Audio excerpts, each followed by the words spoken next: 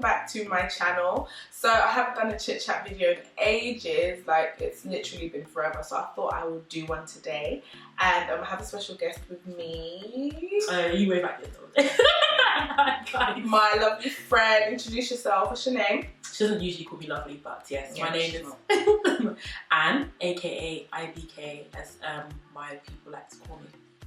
So we thought we'd film a Q&A video for you guys. I did put a post on Instagram a couple of weeks ago, just, you know, so you guys could send in your questions. If you don't follow me on Instagram, by the way, follow me. I'll have it down below. So we're just going to go through some of the questions and yeah, that's it. So the first question is, how would you rebuild trust after your BF cheats on you? For me, boyfriend, girlfriend realm is sort of a pre-marriage without all the added extras. If we're caught in, if we're going out or whatever, and you're the person that I foresee myself spending the rest of my life with at some point, then how we behave in our courtship is going to be similar to how we behave when we're married. So if you're cheating on me and we're not married, then... So do you believe that if someone wants to cheat, always a cheater, or wants to cheat? No, I mean everyone can change, but I just don't know if I'd be willing to make or take that risk, because you've basically shown me the person you are. I don't know if I can. I don't know. That's me personally. I don't know if I could. But people make mistakes. Of course they do. They should not make mistakes on my own watch, though, please. If you're cheating on me, like, because the thing is, with being in like a Christian relationship, you're not really, you know, there's certain boundaries that you would have in place anyway. So if that's so true. Do you know what I mean? So then, what are you doing? Like, what are we both doing? So it brings a lot of things into question. So I don't know, it's something that I'd have to pray about. And yeah, I don't know, to be honest, if I would be able to take him back after that, because you've really betrayed my trust. Who say you won't do it again when we're married?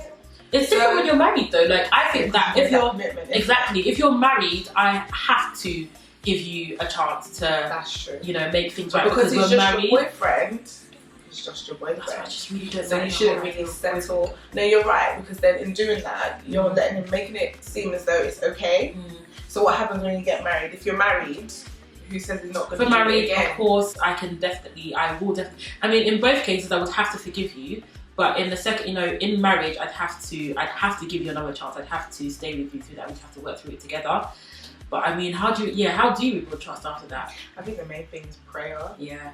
And honestly, I feel like people should be real as well. I feel like sometimes we tend to over spiritualize things. Like, obviously you're hurt, you're allowed to be hurt, but it's how you deal with it. So I would say, first of all, distance yourself, work on yourself first, pray, and then go back to him and sort of work it out together. Is that whilst you're boyfriend and girlfriend? No, whilst you're married, not whilst you're boyfriend and girlfriend. Boyfriend, if you cheat on me, that's the end.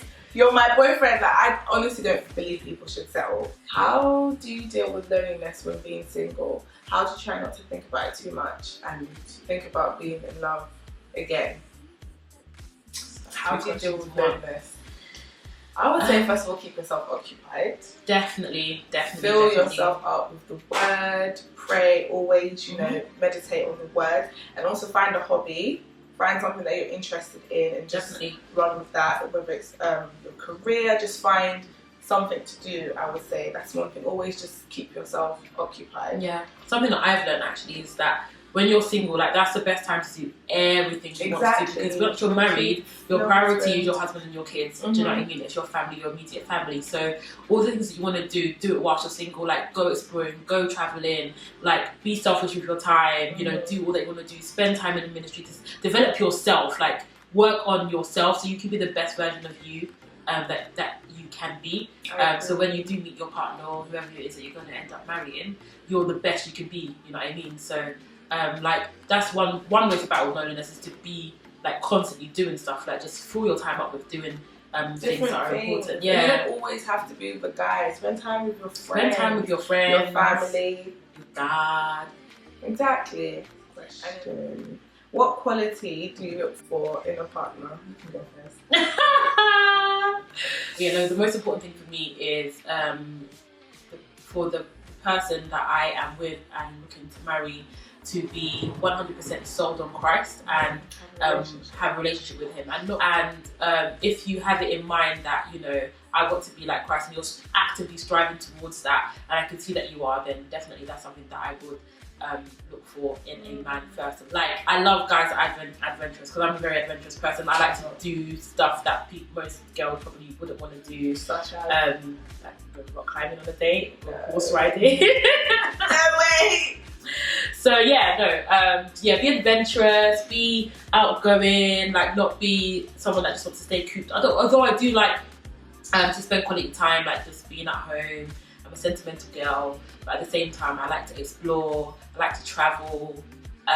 Someone that's adventurous, someone that isn't closed-minded, someone that's open-minded. Okay, yes, someone that's get tall, it. preferably 6'2" and above. But you know, I don't mind going under 6'2". You know, I do. These are all things. Like I said, the most important thing is, like, you know, for him to love. Yeah, definitely like having a relationship. But you know, in terms of physical attributes, dark skin. I like them slowly cooked and dark, almost burnt. But dark skin, well chocolate, dark skin, chocolate. Yes, that's chocolate. We like that. Almost burnt. I don't know about that. I don't mind black and shiny. You know when it's so black and it's really shiny. That's what I like. You're so silly. Mine is pretty much the same as hers. The only difference is I'm not adventurous. I'm a grandma. I like to just stay at home and just sleep and cuddle and just chill. Like, that's it. So someone who has a relationship with Christ, of course. Someone who is tall, who is dark, and obviously handsome. Personality as well. You have to have an amazing personality. There's no point of you looking good and you can't hold a simple conversation. So yeah, definitely have an amazing personality. And yeah, that's it, I would say, for me. That's about it. But in terms of the physical attributes, those aren't like, you know, be all and end all. Because I think I've only actually been with one guy that has actually met the physical attributes. I'm really bad. That's my be all and end all. Like, sorry. I'm so bad, but I'm just gonna be honest. If you're watching this and you're not tall, dark and handsome, don't bother. Don't. I'm so sorry. No, for genders. I don't mind if you're yellow. No, I do mind. No. Okay, stop. It's true. Actually, no, that's really bad, because you never know. What if the person God has for you is just not? That's what I'm saying. That's why I'm not saying I have to be all and end all. Yeah. As long as I'm attracted to you. That's true. As long as I'm attracted to you, yeah. You don't have to be. Well, I would prefer for you to be tall. Sorry, that's the one thing I will not budge on, because I'm already short, so I can't just have two short people. No, sorry. But it's not hard to be taller than you. You're not funny. Like, she's so short. I'm not that short. I'm like 5'3". But how do you meet a good guy even though you've never had a boyfriend? I would say don't focus on meeting the guy. Like, I feel like sometimes when you're single, you tend to force things. Like, just go with the flow and just let it happen. That's what I would say. And obviously make yourself available. Do look approachable. Don't be walking down the road and be screwing your face. You know what I mean? Look happy and just look approachable, and then just let the rest happen, I would say. Agreed. I don't think there's any remedy to meeting the perfect guy or where you can meet him. You know, meeting him in church, it would be nice, but you know, let's not go into church. I don't want to meet a guy at church. You can meet someone anywhere. We're not going to go into that right now. You can meet someone anywhere. So if a guy approached you on the road, would you?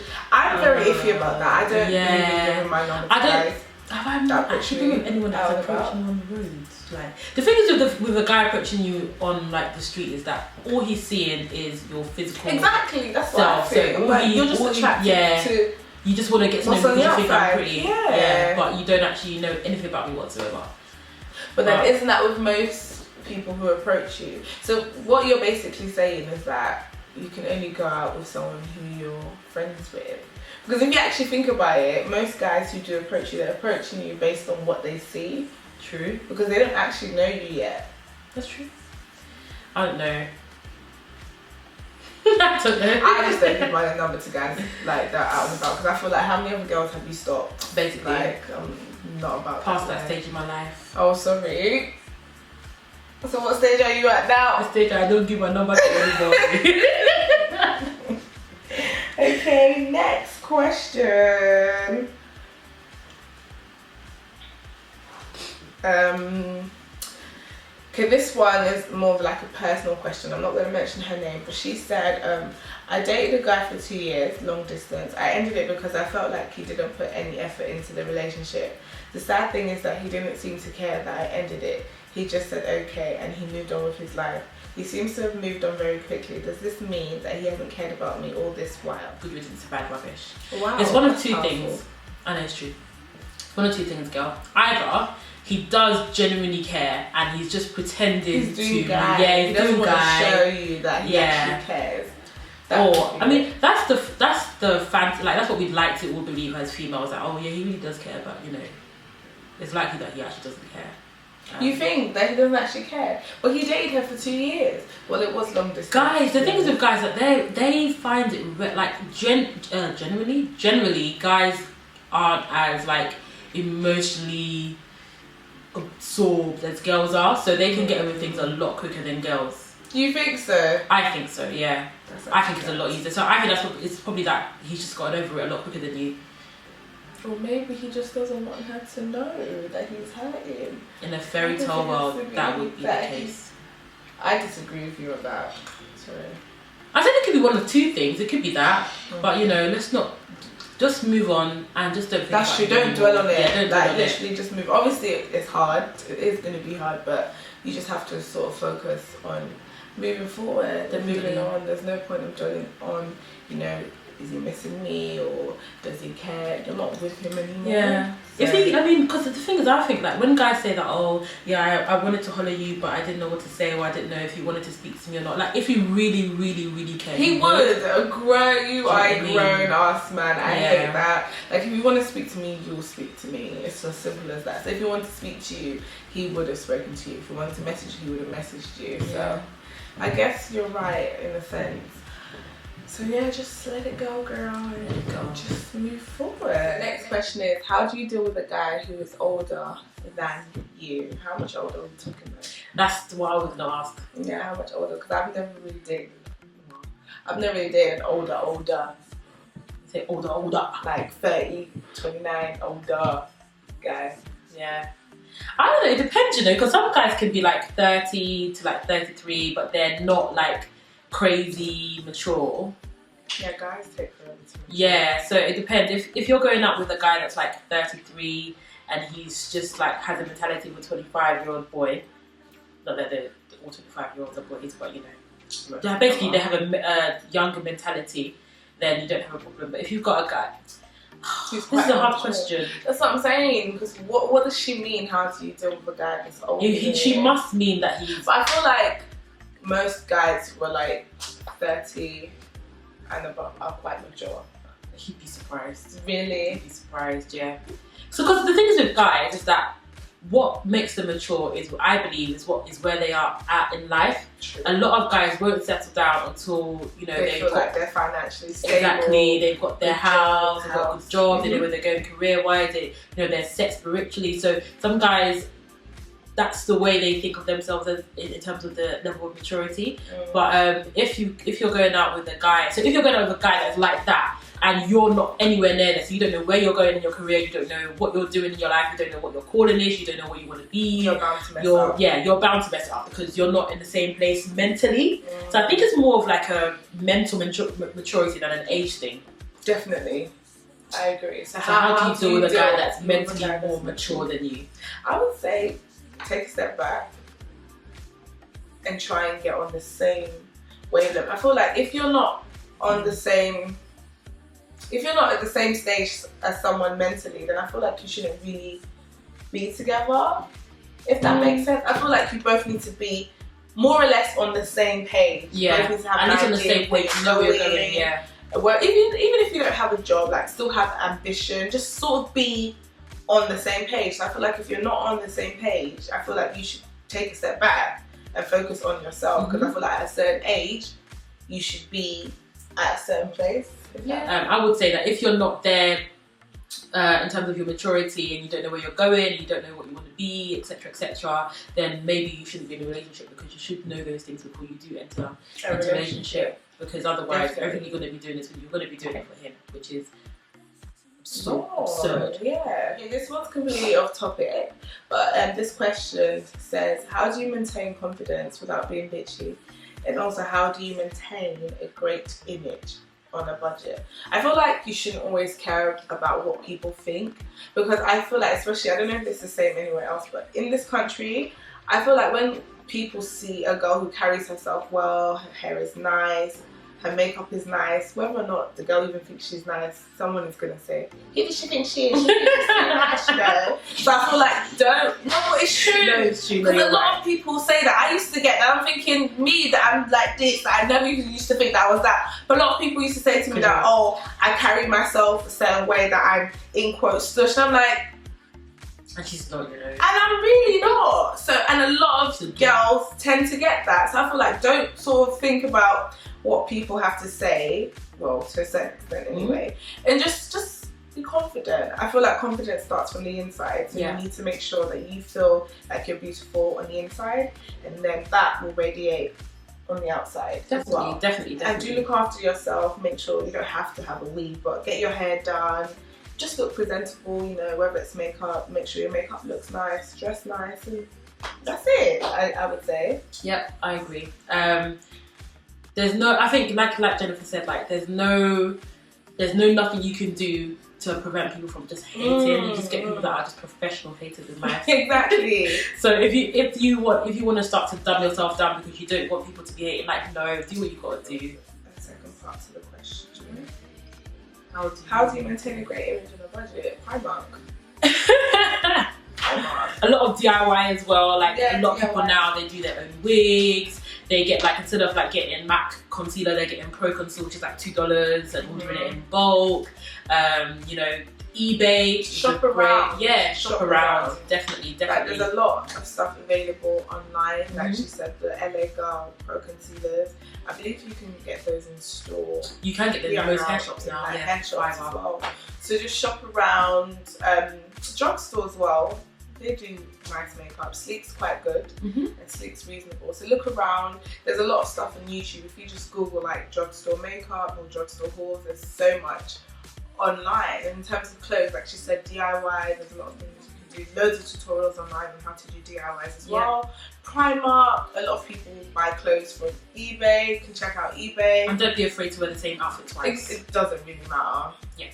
Maybe wear a year. I tend to wear a year, especially if it's pets. Yeah, depends on what it is. Yeah, like if it's a proper like banging dress and I've worn it and you can take your picture, and then you can't. Like there's this one dress that I have, this green Virgo's Lounge dress. I have not worn it since. I think it's been a year now, and I just feel like I have nowhere to wear it to because I've worn it. Yeah, this is Instagram. Well, I would wear it again. No, but it's Change such a your hair. fake dress though. I feel like some dresses. Oh no, is that when they put on Bella Niger? Yeah, exactly. Sometimes I wear this again. Everyone be like, "Is this the?" But she wore it already. Exactly. Who cares though? Ignore me. It shouldn't matter. It shouldn't matter. It doesn't matter. That's the end of the video, guys. Hopefully you guys enjoyed the video. As always, feel free to leave any comments below. Don't forget to like and subscribe. I hope you enjoyed having this monster here.